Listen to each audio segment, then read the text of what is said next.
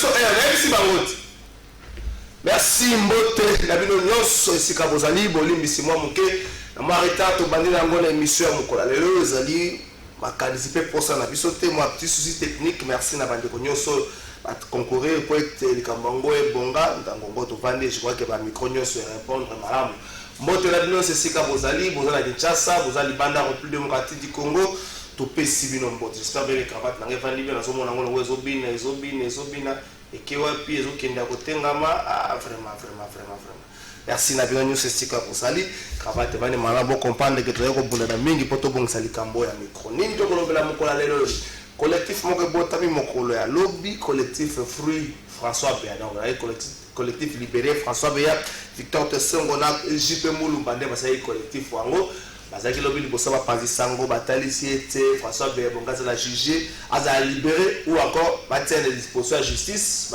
bakisi peke tango akangamaki azaki na petit souci ya santé nzokanda aza kobénéficier na basuwa moko à propriété na nsima ya kosala déclaration liboso bapanzisa yango à l'air selon bango azali koluka bango donc na minute ozolo bapaza ya kobatama est-ce que il faut continuer na pratique wana soki bande batomboli mongongo esengeli ke ba service ya sécurité pe ya renseignement eluka bango bazali na nzela to bazali na nzela te ya koloba makambo wana tokolobela yango na émission na biso ya kokola lobi na ville ya Bukavu na province ya Sud Kivu andeko balobaki bakosala ville morte activité moko te kosalema ya bazotelemela retour ya Teongo Abidje lokola gouverneur zokande na ngambo na Teongo Abidje abengaki asangisaki bandeko ba moto pepsi bango bobima bosala musala bosala ba marche na kopesa bino selon bandeko wana ba moto na kopesa bino na mwa pokwa mwa carburant tango basisi musala yango bakoluka carburant monani te bandeko wana bakomi koyemba liboso ya bureau ya gouverneur bayembi basali makelele po basenga carburant na bango esalaki mwa makelele faire une journée ministre intérieur à suspendre l'activité du mouvement nyonso de masse dans le niveau province à Sud Kivu à relever les camboyo Italie sécurité à l'objet côté kuna sécurité ça caractérisé na menace moko récurrente yangonde à suspendre l'activité du mouvement nyonso de masse dans le niveau à province à Sud Kivu to vendre la yango est-ce que la cima il y a qu'on retire confiance au FDC et ça là et pas à Teongo était na insécurité na siège na ye na niveau ya province ya Sud Kivu to komeka mwamki kobeta lisolo na ngo na émission na biso ya mokola lelo faut-il réviser la constitution à chaque fois to poser les pembeni ya mapona to kofandela wana boyoki lisolo ya kobeta ko revoir constitution ngizo betama bate kwa zolo ba na kwa mususu est-ce que le régime en place azo banga élection te na 2011 Joseph Kabila asimba la constitution totikala lelo en un seul tour batusu bamonaka azali kobanga la force au principe opposition qui nango to ceinturer azali kobanga la force que baopposant nyonso base rallier derrière Tshisekedi wa Mulumba comme candidat président batusu balobaki Joseph Kabila azali kobanga yango akendaka na un seul tour tango batikala alors dispersé bakokaki te kotoucher population dans son ensemble pour ça l'unanimité bango nde barécupérer présidence de la République. Est-ce que le loyo Félix Tshisekedi comme Joseph Kabila en 2011 azobanga te et ceux azobanga qu'est-ce qui justifie cela est-ce que zali bilan na yindi azobanga la tourner maman ke kobeta les sons na ramba kataki yango depuis mokola lobby qu'il faudra faire que faut-il faire plutôt est-ce qu'il faut réparer tout tika na principe wana to kobeta les sons na yango na émission na biso ya mokola lelo bande ko na biso bazana Ukraine avant de présenter bino ba invité bande ko na biso bazana Ukraine nous sommes passés à Tobago, nous avons écrit le cas en décembre. Dans la situation, nous avons commis régularité, la situation irrégulière, nous avons la moins mingi pour nous avons récupérer les canaux de la passeport, le temps, c'est dossier, nous avons PC mécanique. Quand nous avons bima, parce que nous avons la frontière rebelle, nous avons la document moroté. Bon, nous avons quoi de l'Ukraine, babina ba pays lokola la Côte d'Ivoire plutôt basala di démarche ya ambassadeur na bango par exemple à Roumanie ayaki na point wana na ba frontière sika bazwami yenda identifier bande ko na pas katisi bango na Roumanie parce que c'est pareil pour l'ambassadeur de la République démocratique du Congo toyoka voice toyoka ndeko wana oyo azobeta lisona alva image na kopesa na kusala aussi une photo de ça élément pendant ce temps des invités sur ce plateau na biso mokola lelo ezali bongo mwana mboka Patrick Makanga bisinga azali président ya plénière la kata lingomba na bango ba bengi ba communicateur ya union sacrée association na bango bengi ba communicateur ya union sacrée na bika association mukolo mama kelele comme belé oya lomba oya beta les jours 20000 wana mboka bati ko ba peseki bango sele makelele ba tuso ba lobio ba sale clan moko boya bande ba kuta na restaurant moko boye bon ça mama makambe belé na boye ko vanda le kamango de ko makanga na pesi mbote mbote mingi ndeko trésor et puis matondo mingi na invitation na yo ya mokolo ya lelo et puis na kopesa mbote na ensemble ba téléspectateurs ya émission Plateau de Vérité et puis en même temps na kopesa mbote na ba congolais nyonso et puis plus particulièrement na bande konanga ya Tchangu bana Masina Kimbanteke Djili les amis de Patrick Makanga, je vous salue tous en passant, des gens avec qui Tokoli Nabango, Tosokoli Nabama ya Tchwenge, Tosokoli Nabama ya CD, Tosokoli Nabama ya Malemba, Maya Sangana, Tolé Bambala Manyangu, en tout cas Bandeko, na Pesibino Mbote ya mingi na mokolo ya Tongo ya Lelo. Nayango président ya plénière. Oui, départ organisation et Salimaki Nangambu ya ba communicateur na kata union sacrée. Parce que Tobanza qui était Ngonga Ebele Maki pour na komeka un peu kotia ordre na matali communication à Mokonzi Amboka.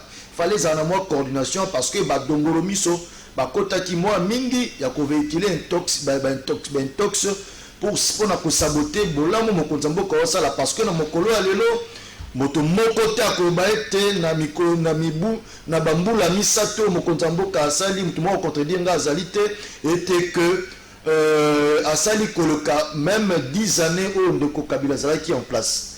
Départ des réalisations et puis sur le taliba projection, sur le taliba réalisation actuelle, tu projecté en facteur tant au monde que si un tel monsieur avait eu, même si la Constitution permet de traiter 18 ans, donc il ferait des histoires grandioses dans Katamboka et Kemboka, ceux qui yende mutabandaki. Na mboka au 18 ans au perdaki apparemment le Congo ngeza ndengeza leloté ça c'est d'abord à souligner mais ango seigneur qui n'a biso pe pour expliquer ba imboka ba population ba action on est à malamu entre autres sans pour autant oublier le fait que tous un pays moko boy banger et belé et te peuple azo souffrir alors na kati ya organisation wana nde bande ko mona qui était hormis à côté de ko kabasele na kati ya organe bureau nde abaki no ngai ndeko Patrick Makanga mwana mboka Nazala président il y a assemblée plénière parce que tu sais tu es bien bureau ça le l'exécutif assemblée plénière et ça le organe pour permettre à ce que voilà en quelque sorte ndango on ba chaki biso président plénière ko ba ko ngai na banza ete na ko le katé na mokolo ya lelo pe na tongo ya lelo na beta masolo na bayoyo bazako se ridiculiser sur base de billets de banque pendant que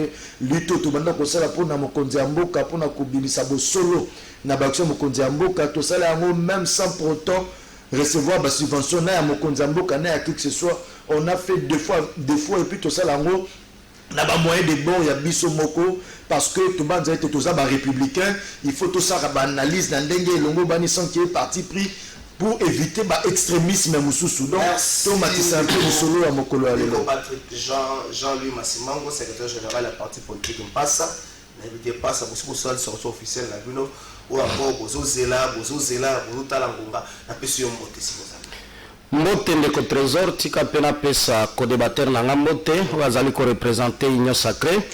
Union Sacrée Tolemba Kolobate, c'est parmi les plus grands malheurs qu'on a connu en République démocratique du Congo. Parce que le plus grand malheur, Naloba Angope, ce n'est pas la première fois de tenter l'expérience à Union Sacrée. En son temps, paix à son âme, Papa Etienne Tshisekedi, je crois, de reste mémoire ici, Kazali, ce qui Zali n'a pas regretté, Zali Union Sacrée.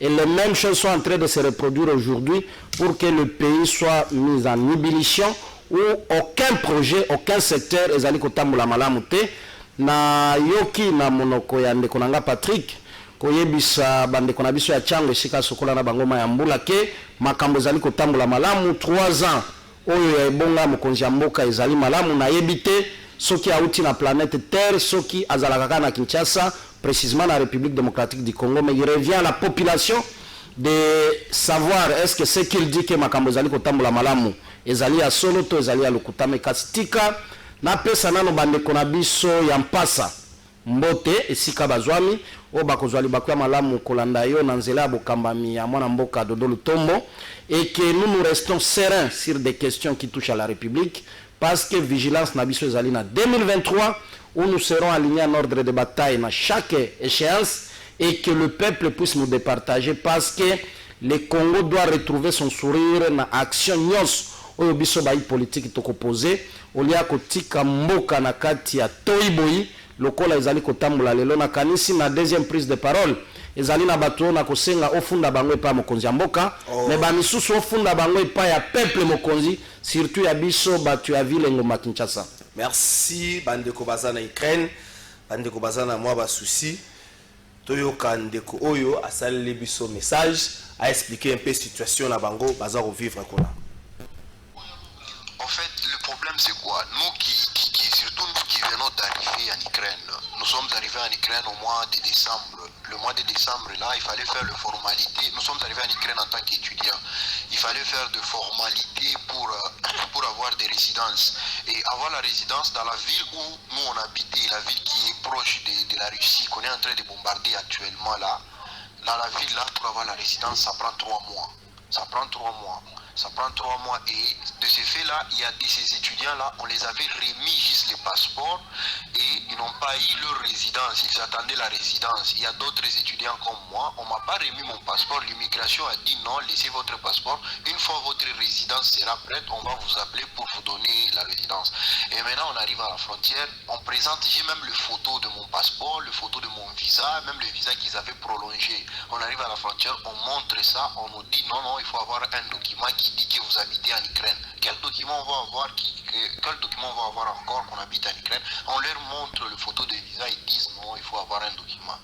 Maintenant le problème c'est quoi? Les amis, ils ont fait comment? D'autres pays comme la Côte d'Ivoire, ils ont appelé leur ambassadeur. L'ambassadeur de la Côte d'Ivoire est arrivé jusqu'à la frontière. Une fois l'ambassadeur arrive au niveau de la frontière, l'ambassadeur va négocier là-bas pour nous prendre, nous faire entrer dans le pays pour qu'on aille loger à l'ambassade afin que l'ambassade puisse prendre des dispositions pour nous rapatrier dans notre pays d'origine. Ce qu'on veut maintenant là, c'est sortir seulement de l'Ukraine. Le bruit que vous avez entendu qui ça court, c'est vrai, parce que les bombardements continuent, il y a les Ukrainiens qui ont fui. À la longue, ils peuvent toujours compter sur les étudiants, ils peuvent toujours nous imposer à prendre les armes. Si vous avez les autorités, en tout cas, faites-leur passer ces messages, qu'on nous envoie seulement l'ambassadeur. Depuis hier, on essaie d'appeler l'ambassadeur de Roumanie, parce que là, nous, c'est près de la Roumanie, à la frontière avec la Roumanie. On essaie d'appeler, il n'y a personne qui répond au téléphone. Merci. On a boyokin de Konabiso Chabani, azali étudiant congolais à niveau Ukraine. Bon. Pour comprendre ma ramener à l'objet avec ko banga la bango ezali que ceux qui bitumezo pour ça ne ko makasi que le gouvernement ukrainien a imposé même ba étudier basi mamando que Patrick Makanga peut-être un mot 30 secondes par rapport à cette histoire. En tout cas ndeko ce qui est vrai tokoki kaka le monsieur Rosa ezati ce n'est que d'abord pour ces premiers temps compatir na malheur ils ont comme la ba ndeko na biso bazali na kati ya Ukraine et ça n'a pas si na motema ya comment on a été ndeko akenda ki atanga à se retrouver dans la situation oyo Tobanza a été ambassadeur Nabiso, Nangambo wana azoba disposition idoine na ministère affaires étrangères parce que il faut to me camper ko sécuriser la population Nabiso quel que soit na bakon bazali. Et d'ailleurs, Tobanza a été vous on a même bloqué au trésor. Ils ont l'accès même que non tant mon konzambo kaloba ki kemboko ezaki akokufa entre autres on sent que même la politique sur le plan international en beaucoup qui par terre. Néanmoins voilà des éléments où ils s'engagent été bah yo baza ko travailler na kati gouvernement ba warrior ba mais ko sala ba priorité na bango parce que musalo bango bazwa ki ba bengi ba même ba warrior c'était dans le sens à relever les défis de guerrier pour parce que mboko za situation mo bonnet il y a trouble. OK bon baza ko faire baza ko faut baza ko la ba héros entre fois côté en cas de situation. Maintenant on revenir un peu sur un point de Konanga Jean-Louis Aoutikoloba de Jean-Louis. Il faut que de l'eau moko. Il y a que union sacrée ezala qui peut kozala ka jamais na possibilité à satisfaire ba petit politique ya ba ibanso ba adera kité. Il faut qu'on reconnaître yango parce que le lot nangam na bino passe à union sacrée commis malheur. Pourquoi? Parce que vous aviez adhéré, vous avez quitté et des raisons ne peuvent être que des raisons politiques. Certainement des positionnements, certainement. Parce que il est à signaler que parti n'a jusqu'à présent besoin de l'autre côté. Là, on doit les reconnaître. Mais il y a moins. En termes peut-être poste, parce que le combat le na kati ya politique ya mboka so comme mingi poste. Mais il faut que ça mon malheur parce que bino bozu et l'autre côté. Union sacrée en soi exact c'est un état d'esprit singulier était mutu na mutu azo ko adhérer non pas pour na se retrouver en termes ya poste, en termes de positionnement, mais adhésion nango eza pour na ko mekampe ko changer makambo tout autour afin que la population se retrouve. Parce que tu assistes à plusieurs décennies na katambo cannabis que ba politique qui en place population tikala ko se retrouver. Mais en gros la vision union sacrée c'était pour le décollage dans le sens que le peuple azala bénéficiaire de la politique mise en place entre autres dans un pays où tous un potentiel il y a moins mingi. Donc on s'attend à petit abattu sur ba adhérer passé surtout même si on doit parler en termes de satisfaire ba petit. Il y a un aspect aussi un autre aspect par exemple parlons d'abord de la coalition. La coalition tu n'a pas compte à poids politique. C'est la politique au moins le parti politique il n'y a pas longtemps. Moi je pense que vous devriez en principe avoir votre mal en patience, travailler ensemble dans le sens à mettre en place les intérêts de la population plutôt que nos intérêts partisans et pour satisfaire nos appétits propres. Tu ne trouves pas mon cher ami? Qui camarade étudiant ambassadeur na biso na Roumanie ko téléphone azo yambate ye kanaye par exemple même passeport naye na service d'immigration ukrainien ba retenaki yango donc il se retrouve sans document tango azalaki na université ni na sana problème te mais siko arobima mboka ana ndenge ni na Roumanie ba senga bango faut ko na document moko attestat ko za ko vendre na Ukraine. Ndeko trésor na kanisi et pas biso ba imboka o tolingi réellement République démocratique du Congo ezali nango surprise te c'était prévisible parce que au-delà de la situation ezali na kati Ukraine il suffit de rappeler ici que diplomatie na biso ezali diplomatie moko ya GDC à tâtonnement. Pourquoi je le dis? Vous vous souviendrez de trésor Tika.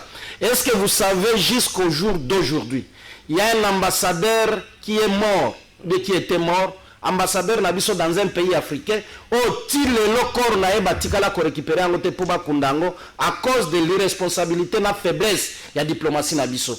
Est-ce que c'est ici l'occasion de rappeler qu'il y a plusieurs ambassades à travers le monde de la République démocratique du Congo oyo babengana bango par absence to manque ya paiement ya loyer. Je crois qu'aujourd'hui, ça ne pouvait pas aussi nous surprendre. Sauf que bande konabiso bazali na kati ya Ukraine, bazali totalement abandonné. Surtout que les compatriotes, Chaban, je crois que c'est son nom, Oti Koloba, il a été clair. Il a donné un exemple d'un pays responsable, le Côte d'Ivoire, où on appelle l'ambassadeur, il arrive à niveau à frontière, il témoigne, il prend ses compatriotes, accueille na bango, pour que aïe ko faciliter bango sorti nano et si ko bitumbe zali ko salem.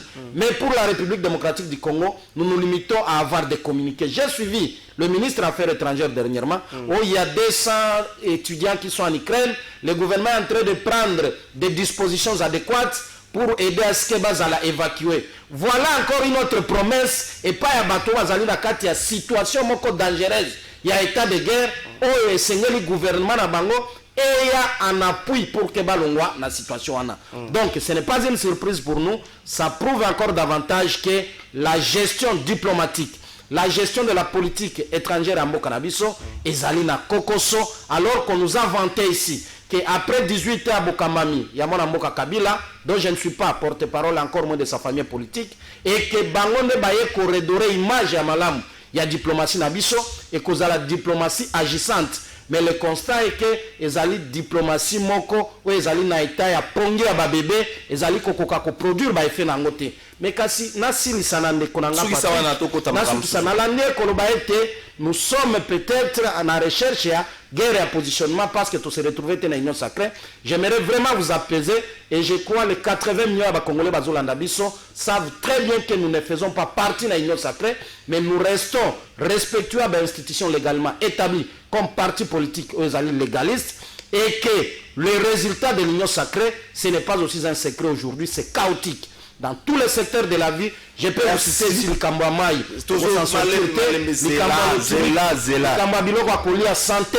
Et pour ainsi, il y a évité aux alliés mutuamaï le tanga à l'université, qu'on les professeurs il y a un biso, il y a une peine. On est là qui dernièrement sur la situation à traitement de professeur et que les autres allaient coquiller tout droit dans l'année blanche en défaveur et à formation. Il y a à venir à l'objet en Bokanabisson. Je ne sais pas si pour vous c'est une réussite ou bien c'est un échec, mais le peuple tirera les conséquences.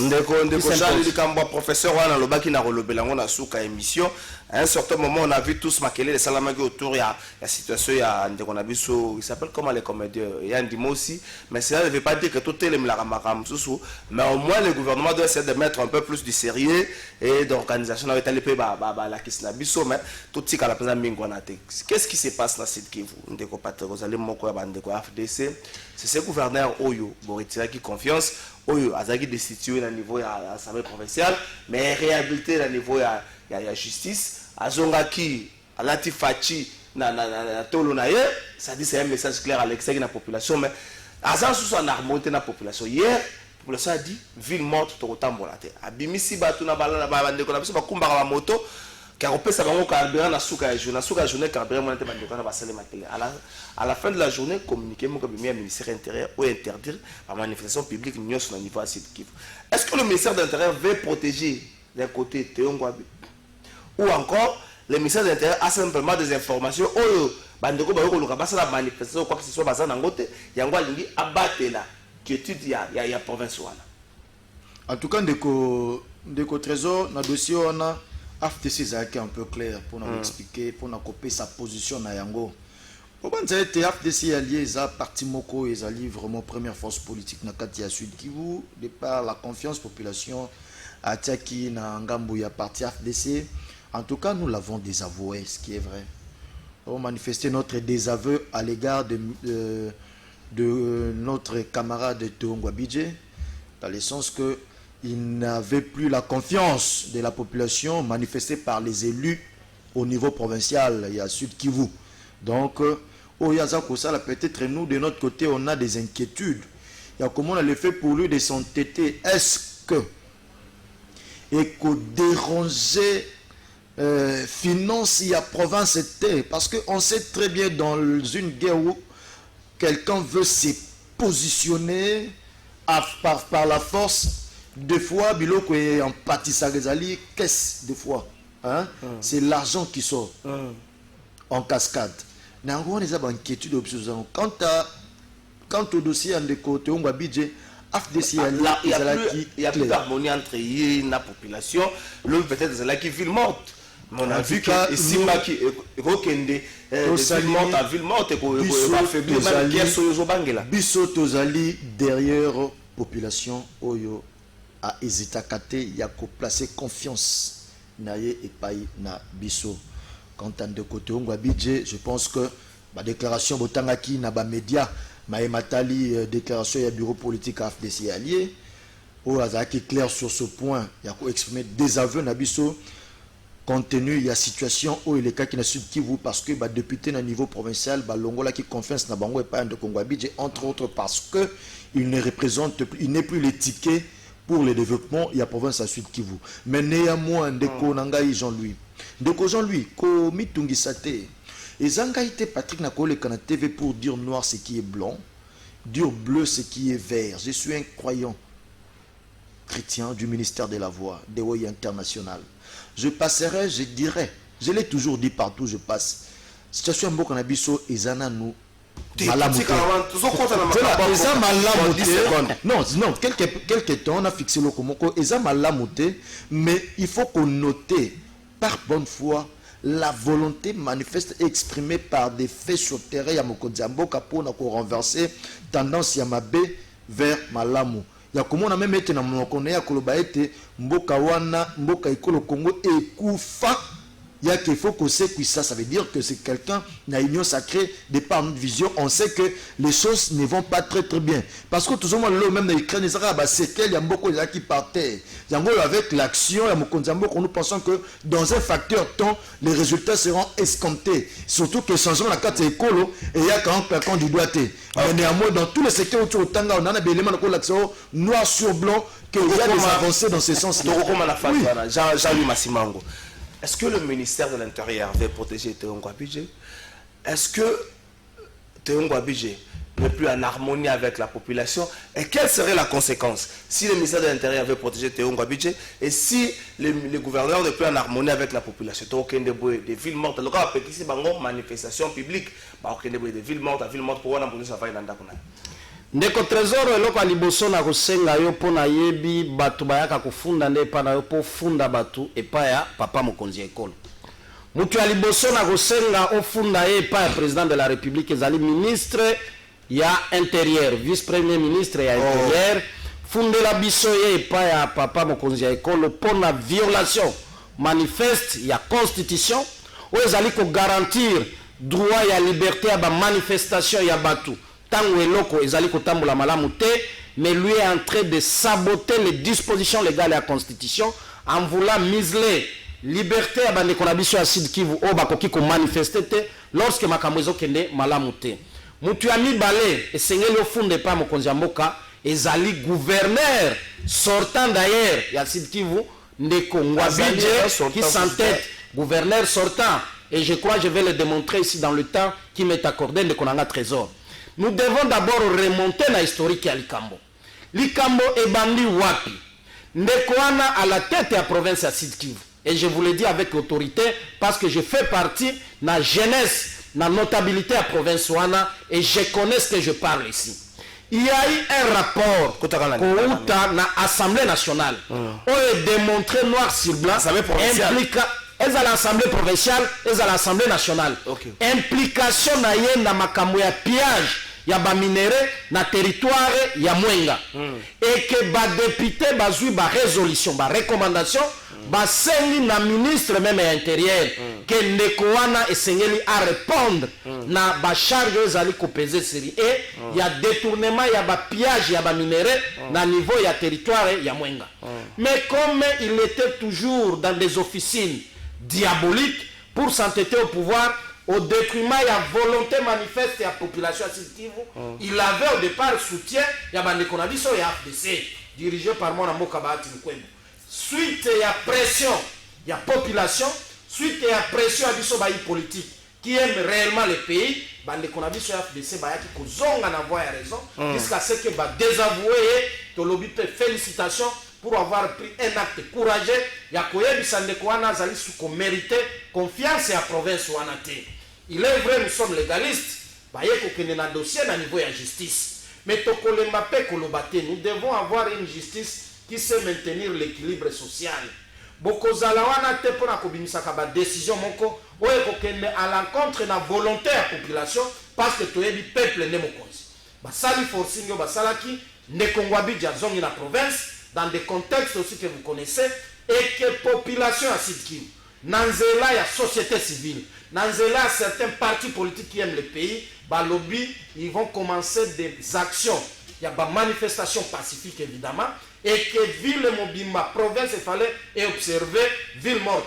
Félicitations à la population de Sud Kivu, et je crois que ce n'est quelle serait la conséquence ce qui a longouetté, et qu'il faut que tout ça Mokano, il y a ministère intérieur.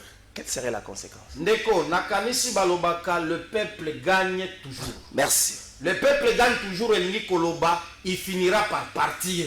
Nous avons des députés provinciaux qui vont initier toujours des actions dans le cadre de l'attribution à Bango. Il a déjà été désavoué par son parti politique. Et j'aimerais appeler ici à la sagesse de l'Union sacrée. Parce qu'il y a l'Union sacrée, il faut réellement l'Union sacrée et la Kisake, ezali structure, to organisation, mon koto plateforme, ou ezali un peu, na moi sens et dignité, en mettant hors état de nuire, ndekouano azali lelo, côté à province, na situation moko yamabe, parce que nous savons qu'il a échoué sur toutes les lignes et que gestion naye ezali sous accepté. Merci. Yango, heureusement, nous avons un communicateur ici. Merci. Il y a Union sacrée.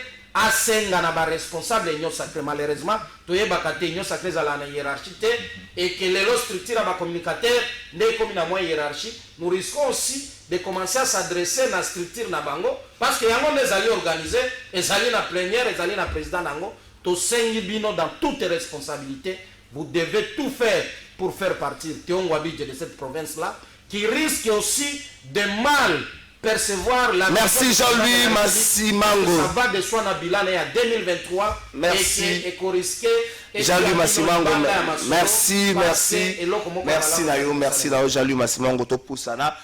Une minute, toto, ça va pas ta magambaigno sacré.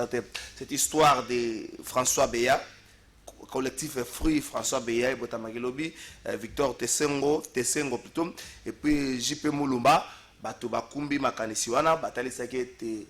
Depuis que France a vu la situation sanitaire na eza malamuté bakanga kena no état malade mais azana azo a propriété mais batali siki ba ko libérer François Béa un homme libre parce que ba sana problème moko te contre ye so ba charge moko te contre ba tiena maboko à justice asamba le rôle en mutunyo. Vous pensez pas que plus d'un mois depuis François Béa kanga mais sengel likambango et évoluer? En tout cas Ndeko Trésor, j'aimerais nager un peu court parce qu'il y a un élément très important et très capital parce que nous sommes là aussi pour dévoiler Misala et Molili. Il y a Bato yo bazol ngaba bloqué Mboka. Makambu matali sûreté nationale ya Mboka na banza été bandeko ba osala ba sorti wana c'est un peu imprudent. Là c'est mon avis, ça n'engage que moi. Je pense qu'il faut utiliser des tacts et que le monsieur le appréhender. C'est un monsieur qui connaît beaucoup de secrets, qui comprend presque le fonctionnement sur le plan sécurité et au Congo. Il y a des ABC, je ne pense même pas que Yemura Rosa d'accord dans l'initiative. Mais le problème là, qui est là aujourd'hui dans Mboka Nabiso et Zanini, en tout cas, on a salué de lui, na sincérité, na eu à féliciter l'organisation, il y a communication, union sacrée, mais comme Kozali était Bandeko Mingi, surtout Nangambo, ensemble, aujourd'hui, tout le monde, ils ont recruté des mercenaires. Oyo bati ya ba journaliste mercenaire bake bayokani kuna na ngambu ya Lubumbashi pona lelo baya kosala travail ya SAP na ba action à chef de l'État et OK lelo ba ancien journaliste ba comme ba misu pe il paraîtrait baza ba député. Donc ce sont des mercenaires qu'on a recrutés pour nous saper action chef de l'État. Na yango wana baza ko se sentir mal à l'aise na organisation de communication na kata union sacrée. Parce que kata union sacrée ozala pièce contre pièce. Na yango baza ko liguer batu même ba bazala qui jadis ko communiquer pour na compte ya ko promouvoir ba valeurs républicaines derrière ba action mokonzi mboka bazali maintenant ko jouer jeu ya ko créer division pour que selon eux vision qu'il y ait aucune organisation de l'Union sacrée pour que Bango va continuer à véhiculer Bentox au détriment il y a réalité et puis il y a vérité. Mais peut-être s'il y a Bossolo, il rattrapera toujours le quota. Pour un Kinois, est-ce que ça n'a pas ça autant d'options à la télévision? Mais comment tu as été batumingi pe kokeba le coup baba il y a une expression qui dit de Konangai Baloba à force de ça keba à force de répéter des mensonges aux esprits faibles ça risque de devenir une réalité ou bien une vérité.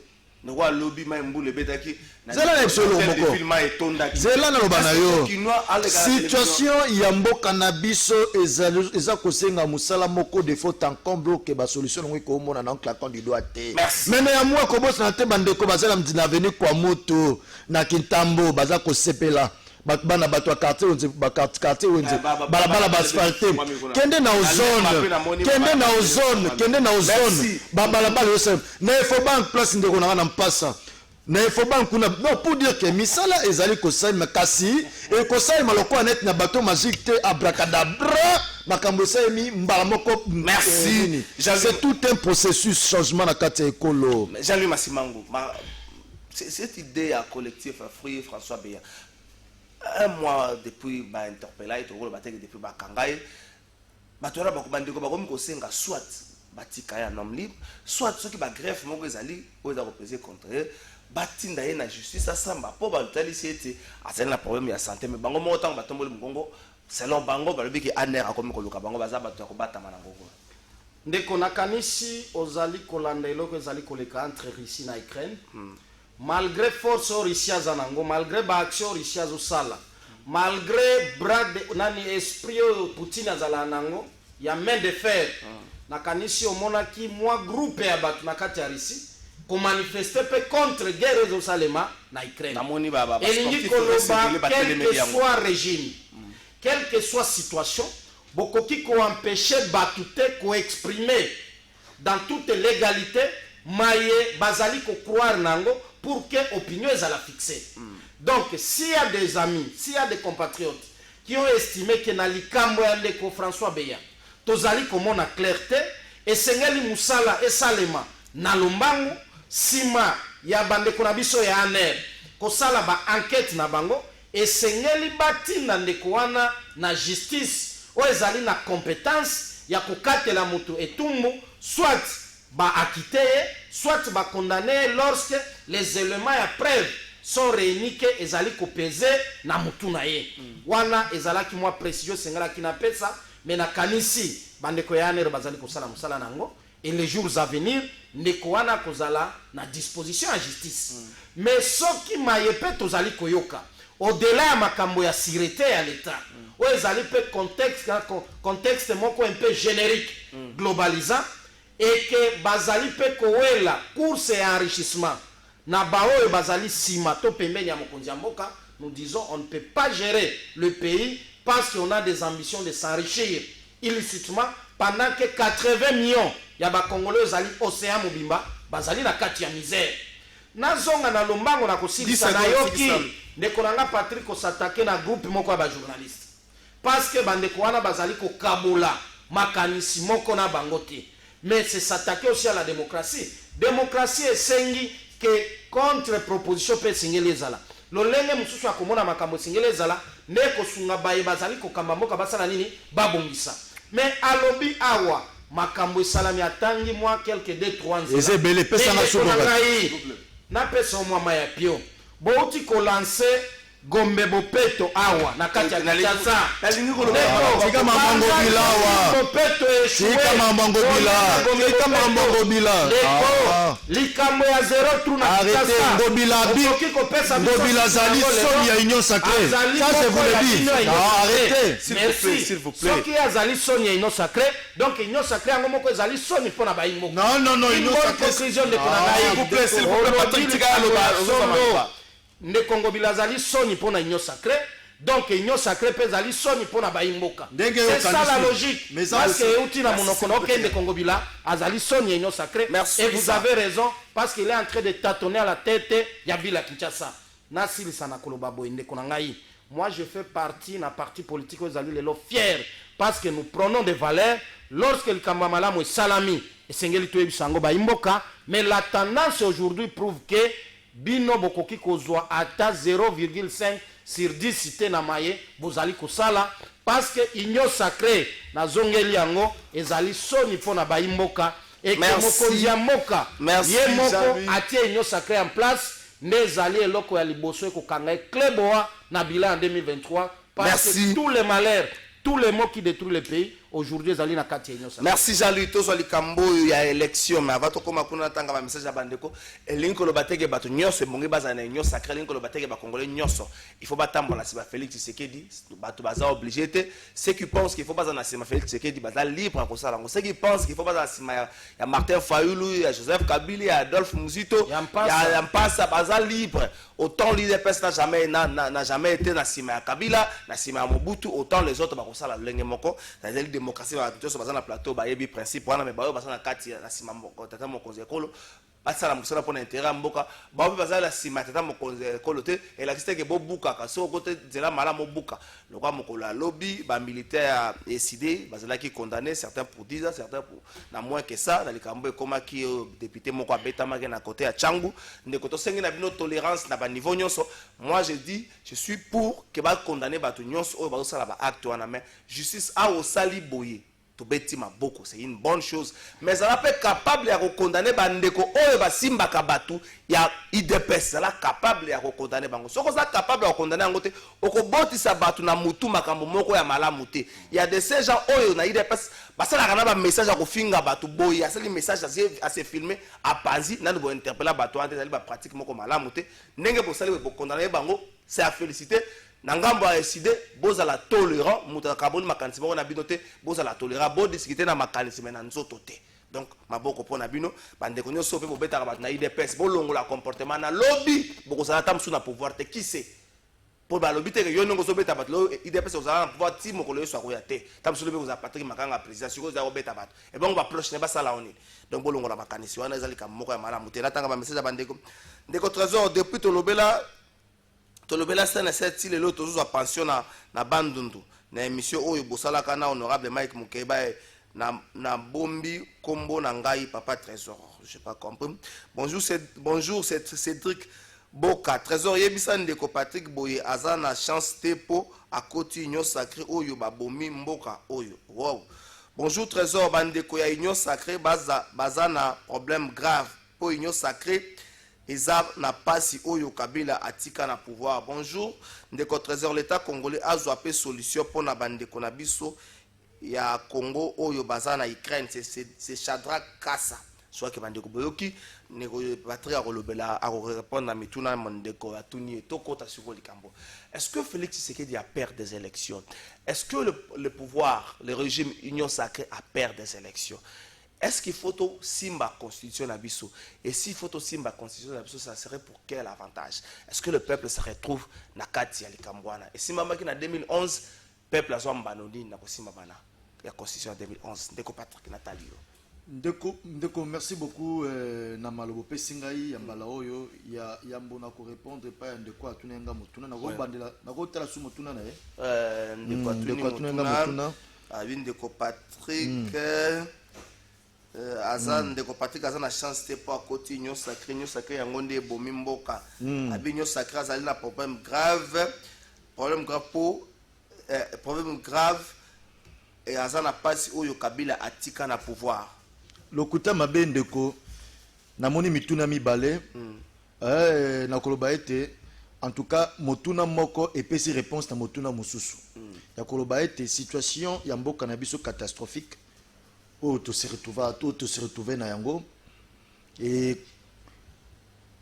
ko longola yango ezali kosenga nde na baki esengi claquement de doigts te eza musalo esengeli esalema na yango bokolatisa mutu bila bota bataka kande ko Kabila te Joseph Kabila te ko beba mboko ebanda depuis époque ndeko Mobutu parce que faut te longo un peu discours ya bazan ya ba ndeko Jean-Louis ba mona mabe na nyonso parce que na politique ya critique mona politique ya kosala na communication populiste ya kosala ba critique sans pourtant comme ma proposition beaucoup plus concrète. Je pense que Bolimbi Sindok avec beaucoup de respect, je sais que Oza Mutumoko Maël Mingi, Oko Kandeko Alain Bolodjoate, Oko Kandeko Nico Faite, Nandengo Etali ba degré à critique avec haine. Ozomona. Oui, apportaka et le côté politique moro populiste. Oui, on souka le roi Daniel Safou, on souka le roi Ndeko Mike Mukebai. Ozomona. Les gens qui ont critiqué et dont la capable comme ça devenu député, on ne sent pas vraiment l'impact. On les préfère journalistes, c'est un bazar qui kende bazar député les lois. Donc pour dire que moi je pense que jeunes que nous sommes dans un jeune parti politique au Bozali, beaucoup plus na analyse beaucoup constructive dans le sens où on peut mettre un bon qui liboso plutôt aussi dans les nanzelo la moko ba critique sans pour autant comme un bloc est beaucoup plus concrète et surtout en termes de valeurs des partis politiques. Aujourd'hui vous avez rejoint Bosignaka à des hommes de l'Union sacrée Bolongwe. Pour des raisons que vous maîtrisez très bien, pas ça, on a Boyaka. Vous avez été reçu pour l'union sacrée. Vous quittez pour des raisons que vous maîtrisez très bien. Et sûrement, ça doit être résumé quand on a besoin de un poste. Et c'est le peut-être Bolongwa, Bokende.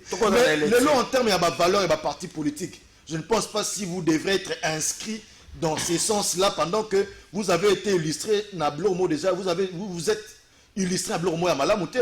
Or, FDC, par exemple, nous avons manifesté notre désaveu, c'est un gouverneur en fonction.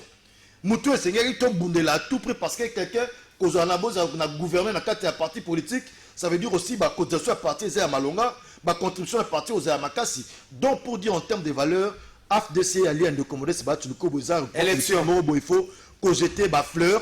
Ok, avec un gouvernement, malgré sa position, gouverneur en place, nous lui avons manifesté notre désaveu et s'alignant derrière la population par le biais de l'Assemblée provinciale. Élection, moi je pense que ce n'est pas l'Union sacrée qui doit avoir peur des élections parce que dans les 5 ans de l'actuel chef de l'État, balobi bozolo ba mingi na français boko ta lingala na 5 ans ya chef de l'état ya mokonzi mboka ekolo Congo ezalaki pona ko mettre mboka na barai na rai na nzela o ko garantir lobby ya malamu lobby ya malamu ekoya na mikolo mizali koya parce que etumba ya makasi na ekolo Congo ezalaki ezate to koma lokola les États-Unis lelo to koma lokola Europe to koma lokola nini mikoni un claquement du doigt mais c'est un projet qui peut nous mettre sur la voie koma lokola les États-Unis c'est un projet qui peut nous mettre sur la voie et peut permettre to koma lokola Allemagne et peut permettre biso to koma lokola les États-Unis parce que ça peut impossible té nango na 5 ans oyo bokose mokonza mboka ta comme ça mboka lokola net Allemagne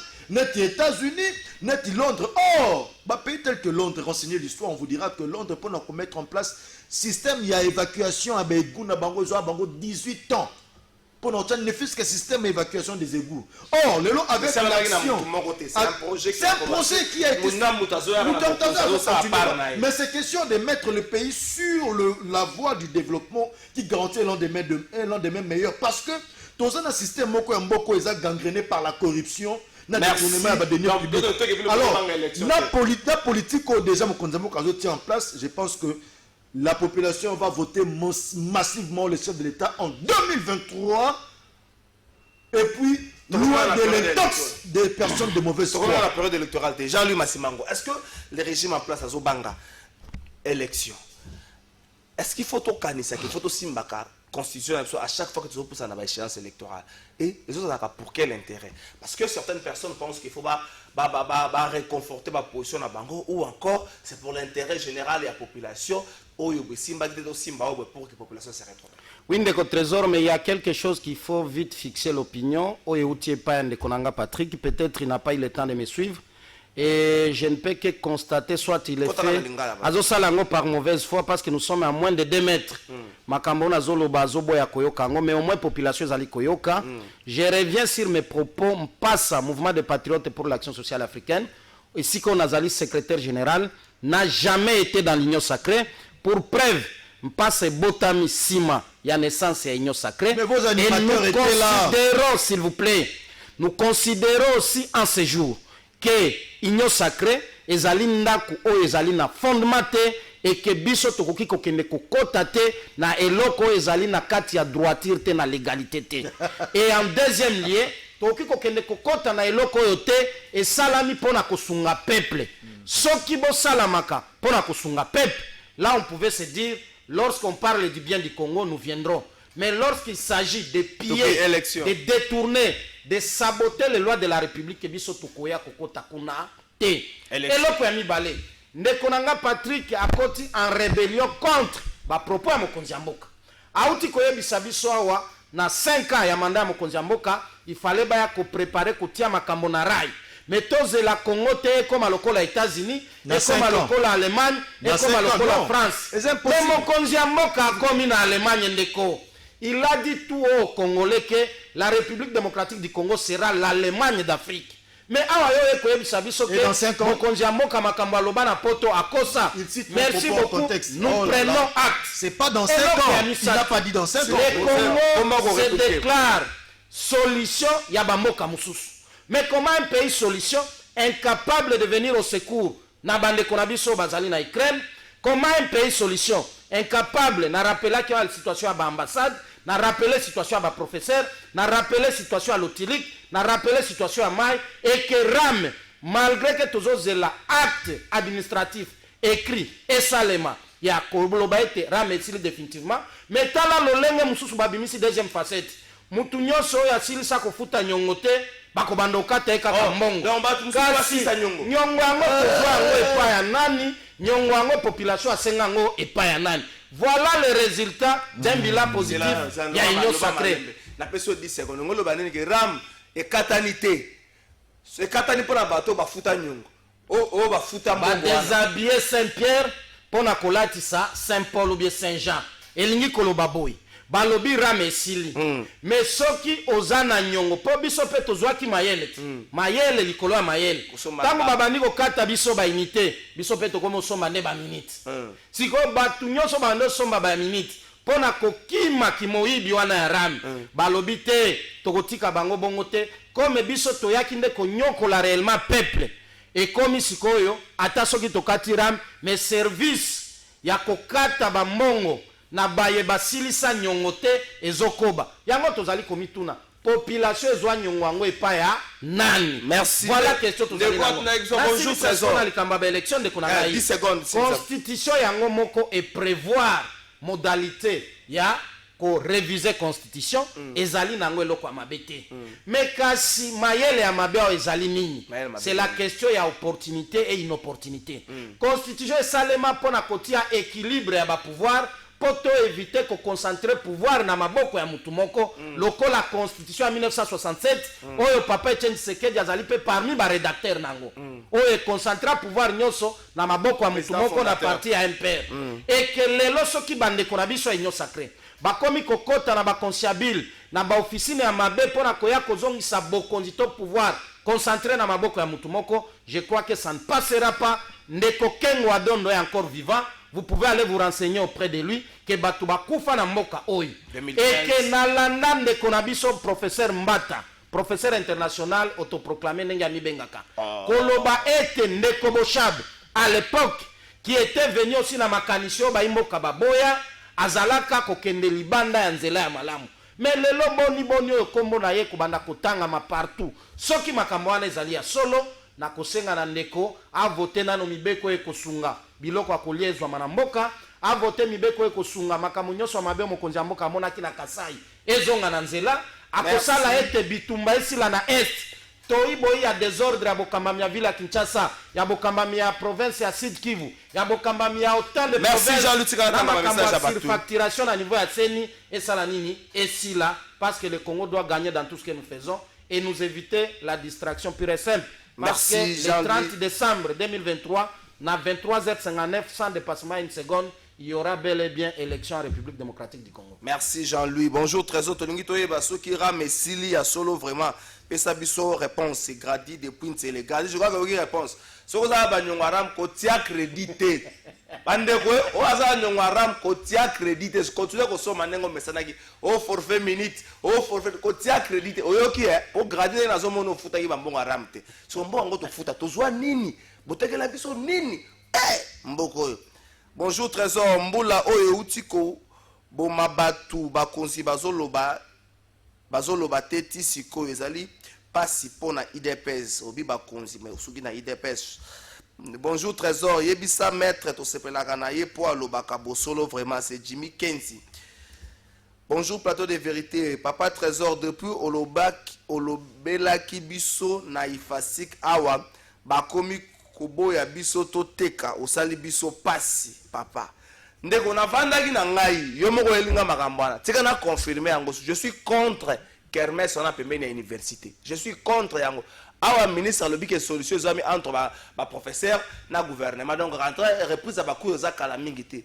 Naza contre Kermesse wana balukela bino sika so akende kotiango na mbudi ye. So akende kotiango na lufu ye mais pembeni ya université naza contre na bandeli yango susu lelo. Pe na koloba ngo kino ba kokanga yango naza contre yango.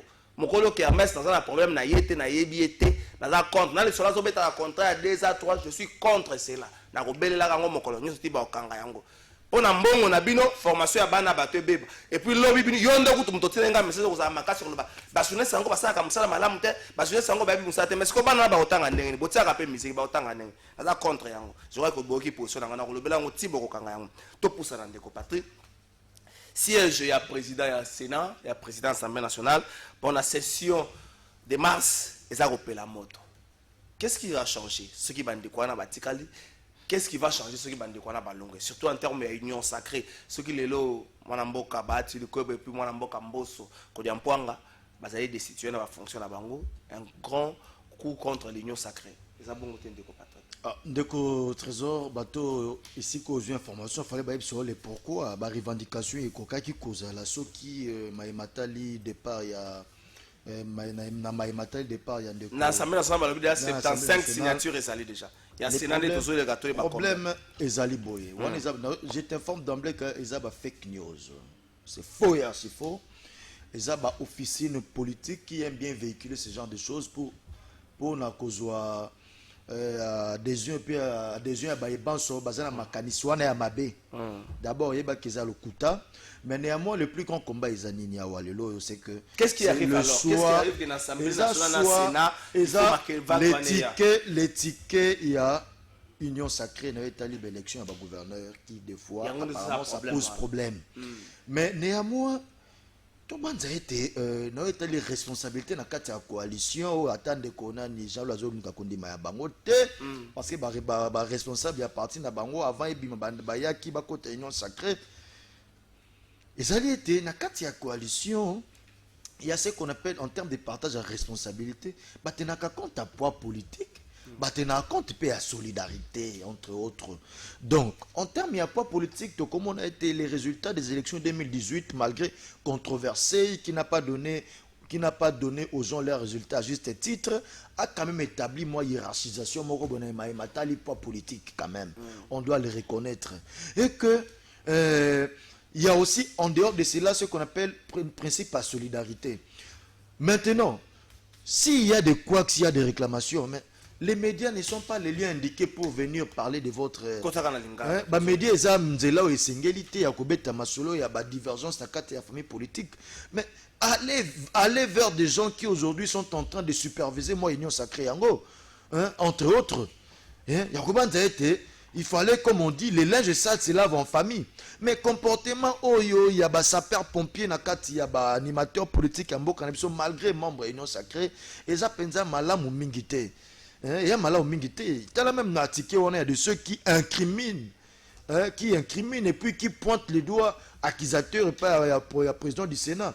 Oh, on a Union Sacrée de par le poids politique de DCA, on a Union Sacrée, ils ont qui parti, bien regroupement, il fallait jouer plus de gouverneurs. Mais au moins, que FDC a un gouverneur, le reste, ce sont des vice-gouverneurs. Moi, je pense que le linge sale doivent se laver en famille.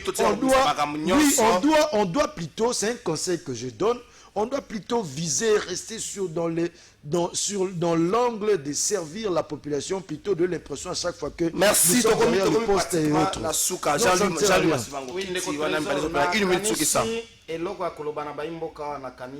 Il est vrai.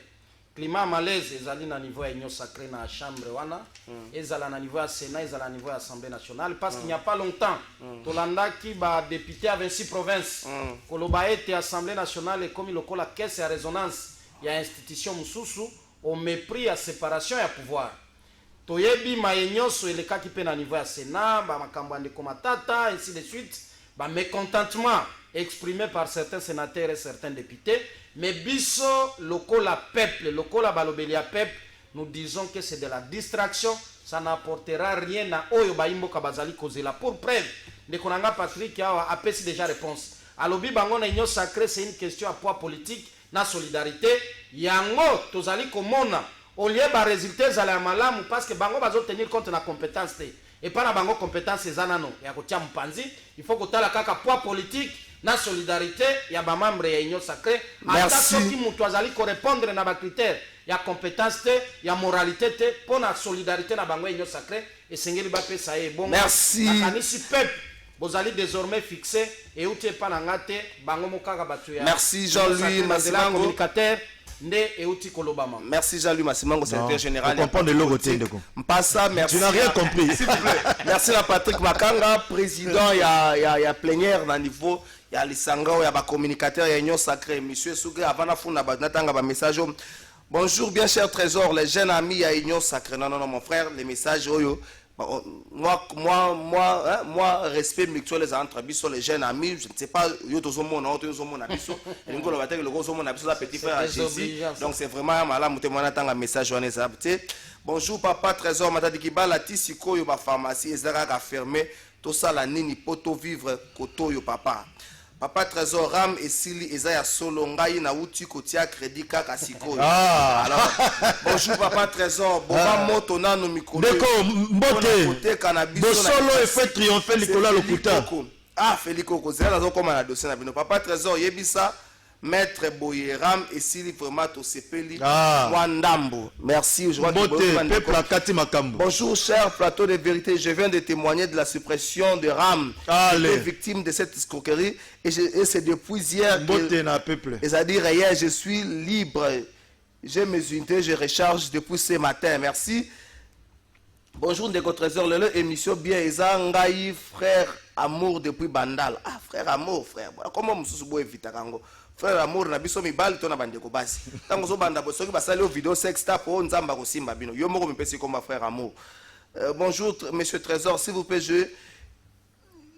je profite de la présence, il y a monsieur Patrick, président de la plénière, il y a communicateur, il y a Union Sacrée, parmi les actions, il y a bilan, il y a président de la République. Est-ce que régulariser la situation, il y a agent, il y a service, il y a l'État, il y a actif, il y a moconzité. Quand il y a agent appelé abusivement temporaire, il y a DGI, promesse sur promesse. Il y a un communicateur, il y a parlé Cambouana. Donc, merci Nabino, merci Nabande Bolanda. 30 secondes. S'il vous plaît, Jean-Louis, merci Nabandeko. Les anciens de l'IFASIC se retrouvent ce 5 mars. Alva Sunga, sur l'image de la photo. Les anciens de l'IFASIC se retrouvent le 5 mars.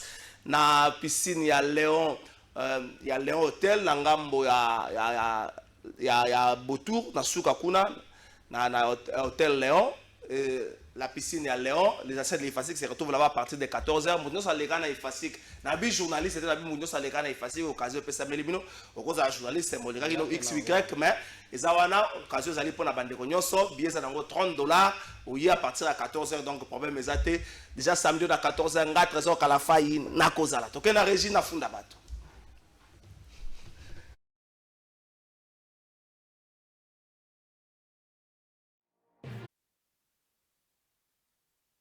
Merci. Dans mon conseil, Monsieur le Président de la République, gouverneur à ville, après Kin Bopeto, après que Soukola Ipen, après que Soukola Kitambo, Bato Amituni, Savonde, Sila Kitoma Inde, Kangama qui pour régir les oies Kataki Emai, a commis na Gombe Bopeto. Na Gombe Bopeto, Gombe Zalagana na Batu, Penza moi Mingite, deux habitants na Gombe na Poko Atoko Bima, Tosongi na ba quartier na Biso na ba commune na Biso. Gombe tika la mingi na ba Libanais, et tika la mingi na ba expatrié. Mais botala bosoto, bezana Gombe na Gombe za moi passi. Mais botala. Tata mokoze école situation to ko funda les situation à kermesse na IFASIC. Mais c'est le président de la République nengo zawana Congo a lobby ko za l'Allemagne et sengeza na batu ya bwanya bato batangi moi malamu. Mais kermesse o ba ko tia pembeni ya IFASIC. Je crois peut-être bourgmestre à Gombe Ebili Kambango, je crois peut-être gouverneur à ville Ebili Kambango, peut-être patron à la police Ebili Kambango. Mais bota la nanu li Kambouana. Ah boye, balobi problème entre enseignants et gouvernement et sili. Ba professeur des universités ba ozonge la kelasi. Et bongo bano ya IFASIC. Bo bosani bango to ko sala ndenge nini. Tata mokonzi ekolo yo moko tele makota li Kamboyo. Ba étudiant bazana écrire tant musu ba ko tanga na IFASIC, ba ko tanga na ba condition na bosaka pe bobimaka libanda bakosi nyonso babimaka libanda bana na libanda batangaka kermesse à gauche kermesse à droite naza contre bato wana te mais naza na posa nde bana batanga na kimia nyonso soki babuki eloko wana Gombe Bopeto kobandane na lekamba na gouverneur avant Gombe Bopeto esimba buka nu kermesse à IFASIC lokola savo esilaki na kosukolaka Kinshasa buka ta kermesse à IFASIC kofunda le seliwa.